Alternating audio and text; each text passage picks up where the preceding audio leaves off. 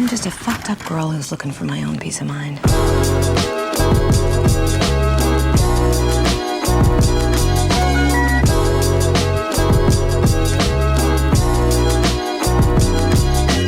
Hello, my dudes. Welcome back. Hope we are well. Today I want to talk about a show that has completely and absolutely, utterly consumed my life, and that is What We Do in the Shadows. What We Do in the Shadows is an FX show. It has 2 seasons so far. It's based on the film of the same name, which was directed by, created by, and starring Taika Waititi. All hail King Waititi. And both the show and the film have the same concept, and a few of the characters from the movie are actually in the show, but very briefly, but they do have like a little cameo, which is fun. But if you don't know about What We Do in the Shadows, it's basically a show about vampires, and the tagline for the movie is "Some interviews with some vampires," which is just great. And that's exactly what it is. It's sort of like the format of The Office, but more like the tone and the character of It's Always Sunny in Philadelphia. So like combine those 2 shows together, but make it about vampires.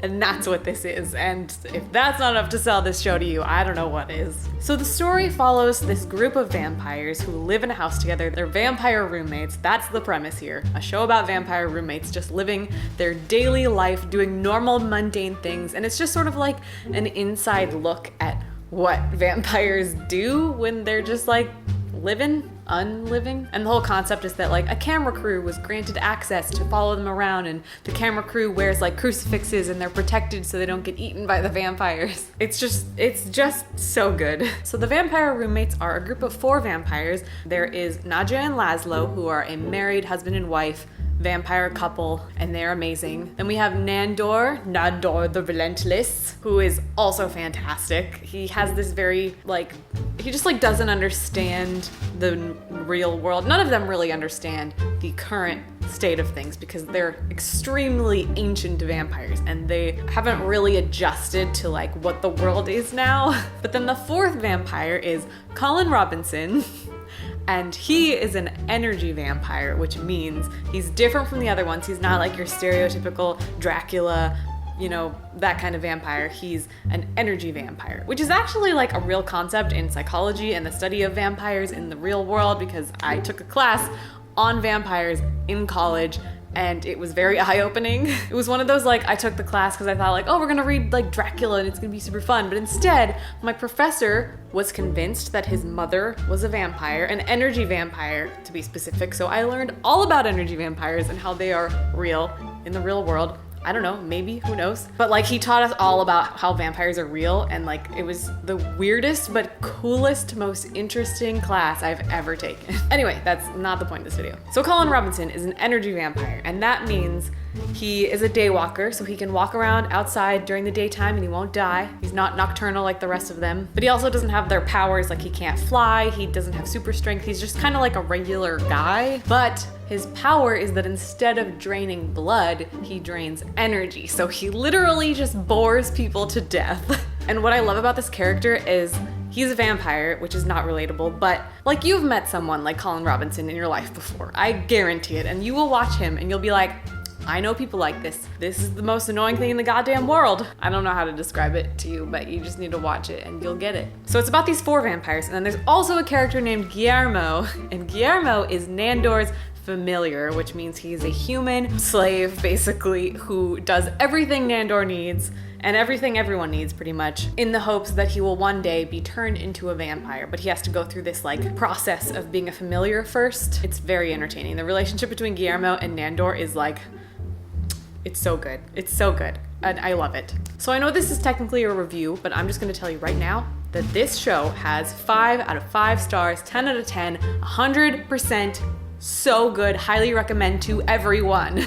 I can't really imagine anyone not liking this show because it's funny, it's relatable weirdly, it has really interesting, complex, and just really fun characters. I love every single character in this show. There is not one character that annoys me, one character that I just don't really care about. I literally am obsessed with all of them.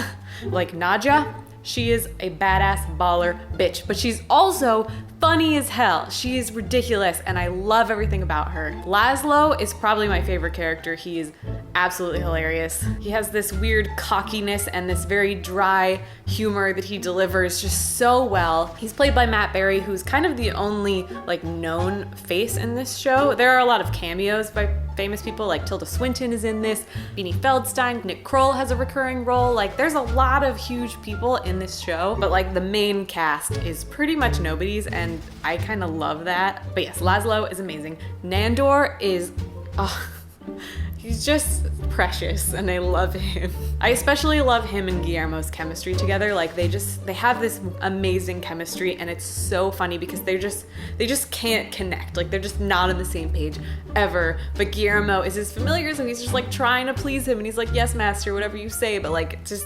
it's so good. And then Colin Robinson, I already kind of ranted about how much I love him, but he's so good. He's so good. And they all have their own like individual stories. Like Colin Robinson has a whole episode about him and it's one of my favorite episodes. Laszlo has a whole episode where he like goes on this journey and it is so good. Also, I'm not sure how else I can tell you how much I love this show unless I point out this one thing. So I got a dog, I got a puppy, and hang on one second. Everybody, I would like you to meet Laszlo.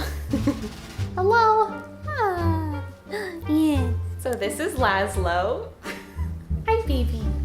You know, we just finished binge watching both seasons of What We Do in the Shadows, and we were like, what should we name him? And then we were just like, let's name him Laszlo.